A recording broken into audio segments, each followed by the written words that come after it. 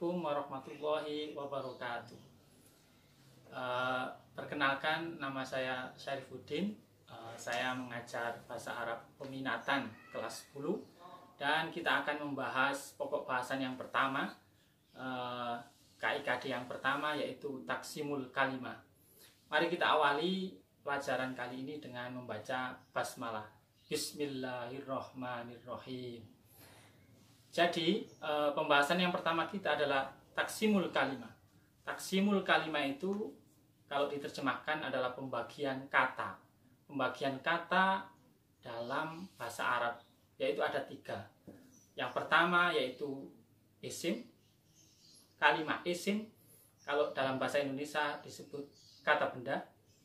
Yang kedua kalimat fi'il, kalau dalam bahasa Indonesia disebut kata kerja.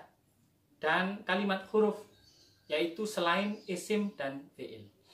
Baiklah, kita simak tayangan berikut ini, penjelasan juga dari saya, slide dari saya. Selamat menyaksikan. Seperti yang saya sampaikan tadi, bahwa pembahasan pertama kita adalah taksimul kalimah. Taksimul kalimah itu pembagian kata. Jadi kita akan membahas pembagian kata dalam bahasa Arab yang ada 3, yaitu isim, fi'il, dan huruf. Taksimul kalimah, pembagian kata.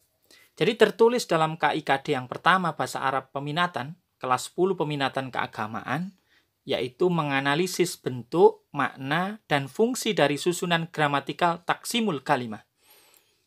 Al-mudzakkar wal mu'annas dalam wacana sesuai konteks. Fokus kita ada di taksimul kalimah, pertemuan kali ini. Jadi pembagian kata dalam bahasa Arab itu ada 3. Sementara kita mengetahui bahwa di bahasa Indonesia misalnya ada berbagai macam kata. Bahkan ada pakar bahasa Indonesia yang membagi kata itu menjadi 13. Bahasa Inggris mereka membagi dalam istilah part of speech itu ada 8. Sementara dalam bahasa Arab hanya ada 3. Isim, alismu, yang kita sederhanakan menjadi kata benda. Sementara fokusnya kata benda. Nanti akan ada penjelasan lebih lanjut, tapi perlu diingat secara sederhana bahwa isim adalah kata benda. Yang kedua, fi'il, al-fi'lu, kata kerja, yang ada hubungannya sama waktu, sama zaman. Kemudian yang ketiga, yaitu al-harfu, huruf, yaitu selain isim dan fi'il. Sederhananya seperti itu. Ini adalah contoh-contoh isim atau kata benda. Isim, dari sisi maknanya, isim itu nama. Jadi semua yang berhubungan sama nama, itu dikategorikan isim. Al-masjidu, masjid, jelas ini nama benda, kata benda. Jadi terkategorikan isim. Risalatun, artinya surat atau pesan. Ini juga isim, kata benda. Muhammadun, nama orang. Muhammad, Nabi Muhammad. Zainabu, nama orang. Zainab. Ini juga isim. Fi'il, kata kerja. Ini contoh-contohnya. Nasoro, artinya menolong. Lebih spesifik artinya dia laki-laki telah menolong. Tajlisu, artinya duduk. Lebih spesifik artinya dia perempuan sedang duduk. Pembahasan mengenai laki-laki, perempuan, telah, sedang, nanti di pertemuan-pertemuan selanjutnya kita akan membahas tentang perbedaan ini. Ta'allamat, artinya dia perempuan telah belajar. Dari ta'allama ya ta'allamu. Yu'allimuna, artinya mengajar. Mereka sedang mengajar. Sekali lagi, perbedaan antara dia laki-laki, dia perempuan, mereka, sedang, telah, nanti akan kita bahas selanjutnya. Huruf. Huruf ini secara sederhana bisa diterjemahkan, bisa didefinisikan selain isim dan fi'il. Selain kata benda dan kata kerja yang tidak bisa berdiri sendiri, itu disebut huruf. Contoh min artinya dari, ila, ke, fi artinya di atau dalam, di dalam, ala di atas. Jadi kata-kata seperti min, ila, fi, ala itu tidak bisa berdiri sendiri. Makanya disebut huruf, harf. Nah, ini kita membahas tentang tanda-tanda isim. Tanda-tanda isim itu ada 4. Yang pertama, al. kalau ada kata dalam bahasa Arab kok diawali dengan al, itu bisa dipastikan isim. Karena selain isim tidak bisa menerima al. Jadi semua yang ada alnya itu adalah isim. Zalikal kitabu, ada alnya, al-kitabu isim. Ar-Rahmanir Rahim, ada alnya, Ar-Rahman Ar-Rahim. Alhamdulillahi Rabbil Alamin, ada alnya, alhamdu isim. Begitu seterusnya. Pokoknya ketemu kata dalam Al-Quran ada al, isim. Yang kedua tanwin, risalatun, tun, tan, tin. Jadi risalatun, risalatan, risalatin. Pokoknya ketemu tanwin, isim. Dan uniknya al sama tanwin tidak bisa menyatu. Jadi nggak ada ceritanya al-masjidun. Kalau ada alnya nggak boleh ada tanwinnya. Risalatun nggak boleh ar-risalatun. Pilihannya cuma satu, ar-risalatu apa risalatun, risalatan, risalatin. Dan tanda yang ketiga yaitu jer atau bisa dijerkan.